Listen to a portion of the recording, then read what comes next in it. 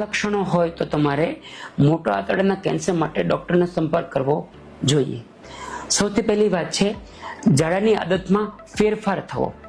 તમે જો વર્ષોથી 1 કે 2 વાર લેટ્રિન માટે જતા હો અને અચાનક 3, 4 કે 5 વખત જવું પડે અને આ પ્રોબ્લેમ લાંબો સમય શરૂ રહે, 2-3 અઠવાડિયા સુધી શરૂ રહે, તો ડોક્ટરનો સંપર્ક કરવો જોઈએ.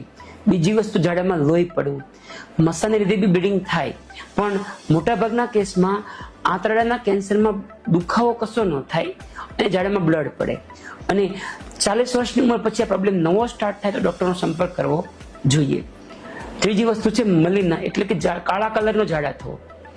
કાળા કલરનો ઝાડાનો મતલબ હોય છે કે આંતરડામાં કોઈ જગ્યાએથી બ્લીડિંગ થાય છે, એ મળ સાથે મિક્સ થઈને બહાર આવે છે, એને અમે મલિના કહેતા હોઈએ.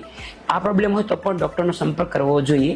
આ દરેકમાં કેન્સર 100% છે એવું જરૂરી નથી, પણ ચેક કરવું જરૂરી છે.